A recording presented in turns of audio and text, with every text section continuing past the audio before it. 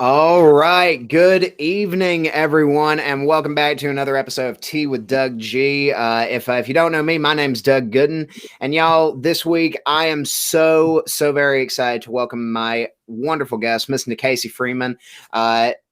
Casey, thank you so much for coming on. And why don't you take just a second, tell the folks who you are, what you do, all that jazz. The floor is yours.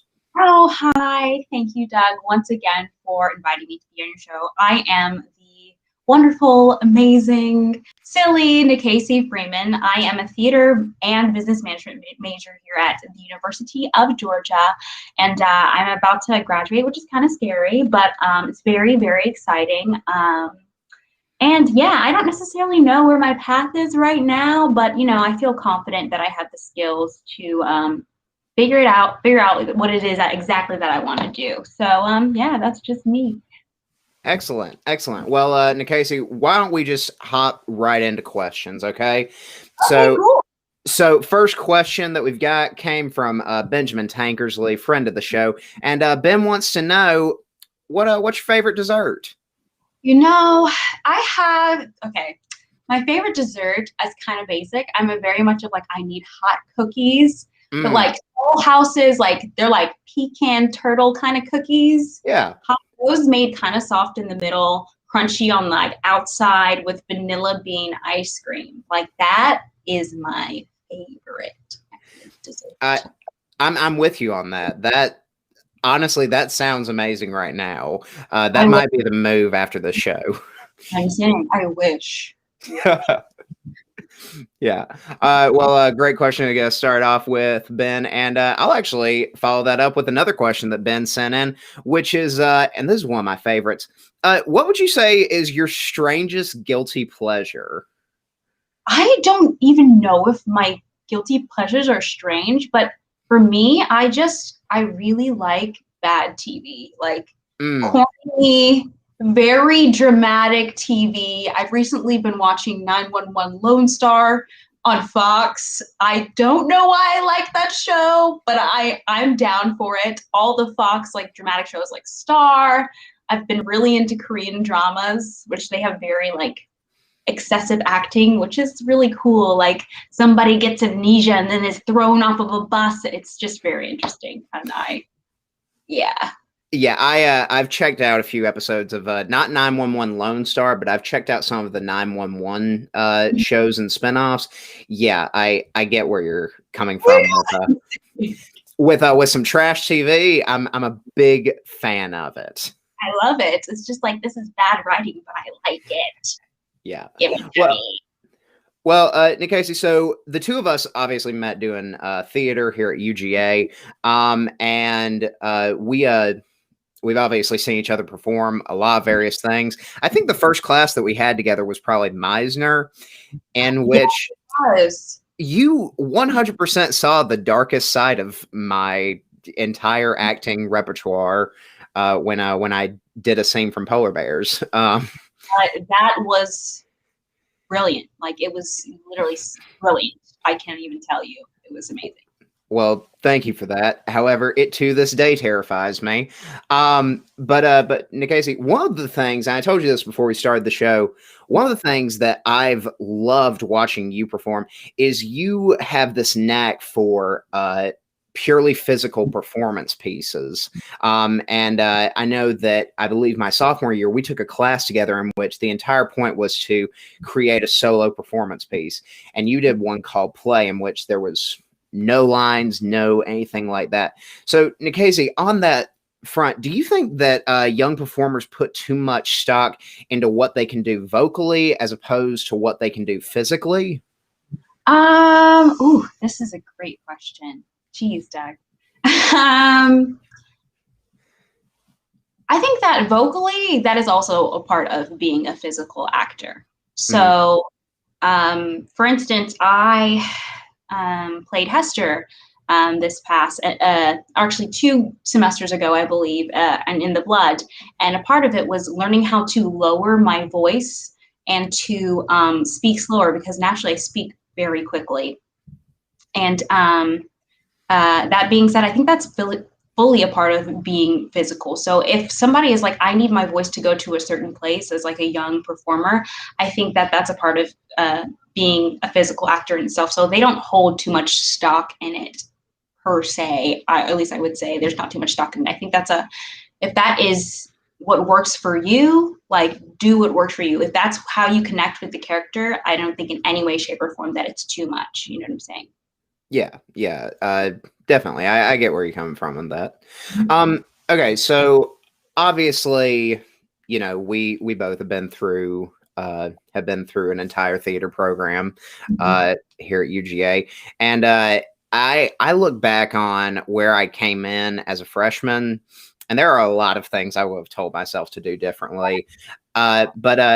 But Nickasey, if you could go back and I said teach, but if you could tell yourself one thing at the beginning of your true studies as a performer, what would that be? I would tell myself that, you know, putting your best foot forward it's have to be a perfectionist. As long as you're putting your best foot forward and really trying to connect with your character, connect with the people around you, and trying to tell a truthful story, that is enough in itself. Not every performance in theater, as you know, Doug, it's not gonna feel the same. Every day is completely different. So when you're on fire one night, you're not gonna necessarily be on fire the next. So like I said, it's okay to not always, feel like you're at 100. It's okay to make a mistake that night. It's okay, like, going forward. If I knew that now, or if I knew that at the beginning of my studies, then I feel like be in a better place as an actress, as an artist, confidence wise. You know what I'm saying? Yeah, definitely. And I think also, because one of the biggest things that I've told people looking back on is coming in, I was going to be an actor, and I took myself way too seriously for anyone to do, especially since I had like zero credibility to back it up. But I mean, I think that's the thing, like, especially once you start studying this art form, it's very easy to get in your head about being perfect. Yeah. Well, now, Nickasey, so when I asked you to come on here, one of the things that you said is that you really wanted to highlight and give shout outs to a lot of the teachers and people in your life who have led you to this point that you are at now. So one question I have for you is, what in your mind makes a teacher great, or makes a great teacher? For somebody that truly cares and is willing to go the extra mile for their students, as in, like, you see something special or something that unique in your student and you want to build on that. Just genuine care and concern, because in the teachers that I've had who have helped me develop as an artist, as a person, they actually cared and wanted to see the best in me, wanted to see me putting my best foot forward. So they went the extra mile. So in that sense, just a teacher who cares, who is kind, who is willing to go the extra mile for their students. Because I believe that, if you're doing teaching, for instance, you shouldn't have to. You have to whole do it. Like, be behind your student, fully care, put that passion in. Otherwise, you shouldn't be teaching. Yeah, absolutely. And I think a lot of people, especially at the college level, we see people who are studying education, who are going to be teachers. And I feel like my common response is, kudos to you, because I couldn't do it. Yeah, I in no way could do it. I love teaching too. It's just, you really have to be committed to it and really care for your students. Otherwise, like I said. Yeah, definitely. Definitely. And that, of course, leads very well into this next question, which is, who are the teachers in your life who you feel have had the greatest impact on you? Wow. Shout out to Doug's mom. She's so sweet. I see her. Yes, Doug's mom. You're great. I met you once. You're brilliant. Okay. Answering the question now. So my first and foremost, always great teacher will always be my own mom. She's been a force to be reckoned with in my life. I mean, she literally gave me birth and taught me everything that I know to be an independent, beautiful, amazing Black woman. So thank you. Shout out to you, Mom. I can't thank you enough. But what's more, just the teachers that I had in elementary school who recognized that I just had a love for art. Like, I just liked singing, I liked dancing. It just made me happy, like acting, all of it. So Miss Carol Bell, who recognized that I was a singer, that I just loved to sing and screech my little head off, even if it wasn't great. She was this, she's this short lady opera singer, Black woman who is just a force to be reckoned with. Like, just always would be like, ah, ah, ah, like, and she'd be like, you can do that too. Now everyone listen to me and let's all do it together. And it would be a great experience. And she gave me some of my first solos in chorus, so I can't thank her enough. Miss Agee, who was an art teacher, who just did the same thing, just pushed me as well to like, get those solos in there. Don't stop doing art. Miss Bridget Shepard, who is celebrating her birthday or has recently celebrated her birthday, so happy birthday to her. Happy Pisces season. Was one of the first people who put me in one of my first roles in elementary school. Miss McLeod, who helped me get into the performing arts school, high school that I went to. Miss Monteleone, who also helped me get into the performing arts high school that I went to, who recognized that you know, the space that I was in wasn't necessarily a place where I could grow. So thanks for pushing me to be great. Yeah, and I'm sorry if I'm missing any more teachers, but thank you. I can't thank you enough. Yeah, definitely. I there is no price tag that can be put on a great teacher, like Really? at all. Yeah. Also, shout out to my own mom, because Heidi Gooden is phenomenal. She is. Met her once and phenomenal. Y'all are related. Yeah. There's a reason that I try to show her off whenever she's in town. But yeah. So Nickasey, so we're talking about all of these great teachers, all these great moments that we've that you've had in your life that have shaped you into who you become today. And one of the questions that I want to know is, what are some of those keynote lessons that have stuck with you the most throughout your life? If you want it, go for it. Wholeheartedly. Don't stop. Go. Don't be afraid to get what you want, because you deserve it. Everyone deserves to get what they want at the end of the day. Be your best. Be happy in that. Yeah. Like I said, just had those teachers to push you to the best of your ability. If you want it, go get it. Yeah, definitely. Definitely. All right. So Nickasey, so one of the other things that you mentioned when I asked you to come on is you really wanted to kind of shout out the work that your friends and colleagues are doing right now in the middle of a global pandemic, which is insane.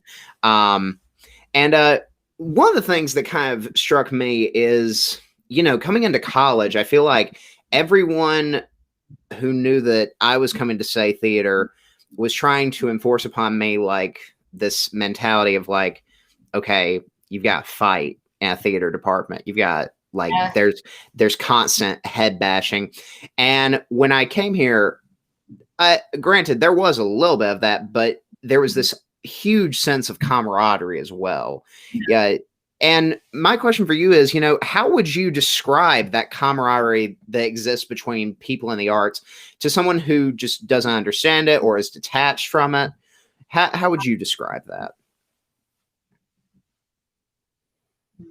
I think it's honestly just a beautiful thing. The fact that we all come from different walks of life and that we can come together to create something truthful, meaningful, that builds a community is unlike any other. And that's why there is art, you know. That's why we're establishing these relationships. And I wish for everyone to get a taste of that uniqueness, that beautifulness, that opportunity to learn from each other despite our differences. Because, like I said, art is unifying. And that camaraderie created from it, there's nothing like it in the world. And if anybody out there hasn't yet had the opportunity to, explore their local theater scene or just their artist scene, I say do it. Even if it's going to a simple like sip and paint or something like that, just do it and find a new friend, because you'll get to learn about them and they'll get to learn about you. And one thing about theater is that I find that a lot of people aren't judgmental like that in the theater, because we're from all different walks of life, and we know in the work that we're exposed to, we understand that we're all from all different walks of life, and that we have to respect that. So yeah. I hope you feel the same way, Doug. You know what I'm saying? Yeah, absolutely. And also I think just kind of taking this to like the collegiate level, for example, we all obviously are passionate about theater. It's what we came to study for. And I think we all understand that if you want to talk business, the business of theater is its whole thing. It is hard and grueling, but it is also separate from the community that is theater. That's what I love to tell like anyone who's interested, or anyone who I think like would be good at theater or would really grow in that environment, is, think of it really like a group therapy session, because you come together and you do life creating art.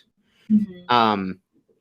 So yeah, no, I mean, I think one of the greatest things that I found coming to UGA and studying theater was the community aspect of it, because there is just that constant support. That's just it's really indescribable, because we all know that we're passionate about what we're doing. So we're not going to try to pull anyone down per se. We're going to try to build them up. Yeah, that definitely reminds me of the time in our directing class where we kind of shared what art meant to us, and everybody was just so supportive. Mm-hmm. Like I never had an experience where it's like, it's okay to share like your truth. We're all here to support you, no matter what it is. So that was just amazing. Yeah, absolutely. Absolutely. And kind of going on this, along this track, I know we both have spoken about what we love about theater, and the fact that it really does help so many people. Like there are so many people in my life who have been introduced to theater or the arts in general, and it has completely changed their lives for the better. So my question for you is, what would you say is your go-to advice for young performers? I'll change that to young artists who want to pursue art as a career. Do it fearlessly and without regrets. Mm-hmm. Do it fearlessly, wholeheartedly, like the teachers before me told me to do it. Go for it if you want it. It's like, while this is like it is scary to completely be vulnerable and expose yourself like to others in such a public platform as theater or film or whatever it is. Like, there is a strength in it. There's a strength in knowing that you can do this. I think a lot of everyday people wish they could be actors or actresses or artists, because we get to freely just be ourselves in a sense and be these characters. And that is so cool. We get to do it without fear. And young performers do it without fear, because people want to be like you. A lot of people look up to you because we see these actors on the screen and we're like, oh, I want to do that. I want to be fearless like that. And you can do that. All you got to do is do it without fear, do it wholeheartedly, do it with your, do it with as much passion as you have inside of you. Yeah. And do it kindly. Do it kindly, with love, I will say. Mm-hmm. Yeah, absolutely. Absolutely. Because I have been in places where people did not do theater out of love or did not create art out of love. Yeah. And that's a whole other thing that it really, I'm saying, like, Continue. It taints the entire image of the community. It taints what we're trying to do. It only serves to hinder and hurt the people in that immediate situation. Exactly. Like theater, while it is sometimes competitive, I would say it's a healthy competition. We're supporting each other, and being in those toxic environments where people, I guess, it sometimes can bring you down or don't want to do it truthfully and like with love is not helpful in any way, shape, or form, or conducive to the art making process. So like, why would you do that? Yeah, you're completing the purpose of what we came here to do. Yeah, absolutely. All right. So Nickasey, you said that you wanted to really highlight some of your friends' work. So, I've got to ask, what are some local artists or groups that people should really be keeping up with in not just the next coming weeks, but from here on out? I kind of made a list, just a little. I'm going to try to be. I love a list. I love a list. Okay. I want to shout out my girl, Rachel Simpson. She has an awesome, really dope podcast. Really, Rachel, really. She was actually on Tea with Doug G. So you can watch her show. Yes. Friend of the show. Yes. Phenomenal podcast, by the way. It's the Really Rachel podcast is excellent. So good, so truthful. Like it just embodies her as a person. Yeah. Oh gosh. WTR Productions, Justin, Jacob, Greg, thank you. Great guys that were also on the show. So like again, friends of the show, phenomenal work. Yes, please go support them. Follow them on Instagram. Follow her on Instagram. Rachel on Instagram. I want to shout out my girl Lydia Fiore. She just dropped her first single, Addicted. It's on Apple Music, on iTunes as well. Okay. Clear Canvas, which is a film company of my friend Julian. So go ahead, KLIR Canvas. It's great. Please, if you want to make music videos, take pictures, they're great. $1 Trillion Trenches, which is my friend Trillionaire Twan. He has a recording studio. Please go out there. If you're from East Atlanta, you know what to do. Noodle Visuals, my friend Sydney Sebrin, she's great. She also has her own film company. So if you want to do, let's say, graduation photos or like a graduation video, do it. She's so gifted. Also, No Say Yaba. Please follow her on Instagram. Also follow her on her YouTube channel because she makes such incredible work. Yes. If you have another guest, you should try and get in contact with her because she's great as well. That's actually a great point because I've seen her work and it's is phenomenal. Really, really good, and it is excellent. And then my friend Imani Dewey, Mani and the Wildflowers. She has a song on Spotify. And last but not least, Doug Gooden for being so great. Thank you so much. Always, Tea with Doug G is lit at all times. He's a great interviewer and he's just an honest to goodness great man. So please. Yeah. Well, thank you.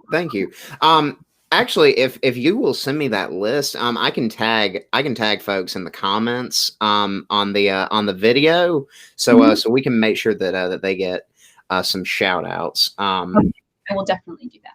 Yeah, definitely. Well, Nickasey, I just have a couple more questions for this awesome conversation that we're having right now. So we I'm sorry, I just lost my words for just a second. Let me take that again. So Nickasey, one of the questions that we got this week actually is kind of serendipitous because I got asked this 2 or 3 days ago. Nickasey, clearly art is something that's very important in both of our lives. It's what our passion is. It's what we want to do for a living. But I am curious, if say you had to quote unquote stop being an artist right now, what would you do? And I'm not joking. I got this question 2 days ago from a guy who I have maybe spoken to like 3 times in my life. I was a little upset, but it's kind of crazy that I got sent this question. And I'm sorry, I cannot remember who sent it. That's ooh, ouch. But it's like, dang, if I wasn't beating an artist out now, what would I do? You know, oh, Doug. Yeah, that was my response. I always want to work in the realm of art, even if I'm like behind the scenes doing finance. It's fine with me. And well, and also, like, I mean, I don't know how to separate myself from the arts. It's insane. I don't know. Like, I mean, it's so intertwined with like what my life is. Like, I don't know what it is without it. Like, my whole living is based on this. So, like, what would you want me to do? Like, I don't know. I would probably work for a nonprofit, even though a lot of theaters are nonprofits, but I would probably work for a nonprofit in their management division, because I'm really dedicated to helping people find their purpose, or just helping people understand that like life is worth living and that you deserve happiness no matter what your situation, whatever situation that you were born into. So maybe that. Maybe. I'll just say to the person who did submit this question, again, I can't remember who it is, and the thing is already reset, so I can't look at. Interesting question. It's something. To the guy who just asked it to me the other day, who, like, we don't really know each other, that wasn't really cool, man. What was that? You're asking us weird questions. What up? And like, it was unprompted too. It was like, I don't get it. You do you. I'll tell you what though, Nickasey, because we only have one last question, and you know, it's a little more down to earth. It's a little more understandable. Devin Dickinson actually asked this question, and you know, it's a really simple one. Nickasey Freeman, what is the meaning of life? Do any of us know the meaning of life? I mean, to live it? Question mark. Like, I can't tell you. We're here, and that should be enough? Question mark. I don't know, Devin. What do you think? What do you think, Doug? I think there's what is it? Hitchhiker's Guide to the Galaxy says like 42 is the meaning of life. Love that. We'll figure that out. Oh no. Well, Nickasey, look, this conversation took all kinds of twists and turns, but I had an absolute blast. And that is all the questions that we got in today. Nickasey, thank you so much for coming on. Did you have a good time? I had a great time, Doug. You're great. You really are. Wonderful. Well, you are phenomenal. And I love what you wrote in your bio that you sent to me. You know, you're very excited, but very terrified about what's coming next. Know it. We're all in the same boat. We're all in the same boat. We're graduating, trying to figure it out, and that's okay. That's okay. Absolutely. Hey, we are going to go and we're going to do stuff that makes us happy and hopefully makes other people happy. And we're just going to do the thing. We're going to do the thing. We're just going to do that. I think that's the meaning of life, Devin. Just do the thing. We're just doing the thing, Devin. That's it. That's it. Well, look, Nickasey, thank you so much for coming on. For everyone who's listening, thank you so much for watching. To my mother in the chat and Ben, thank you so much for commenting everything. For everyone watching, please keep up with Vire Media, everything that we got going on. New episodes of Saying the Skein every Wednesday. I don't know what episode's dropping this week, but it's sure to be a good episode. Keep up with all those phenomenal groups that Nickasey mentioned. I'll be sure to plug them in the comment section of this video. Make sure that they get the recognition that they deserve. And until next time, folks, I'm Doug Gooden. She's Nickasey Freeman. Let's go on and raise our glasses, and we will toast. And this has been the tea. Thank y'all so much, and y'all have a great week.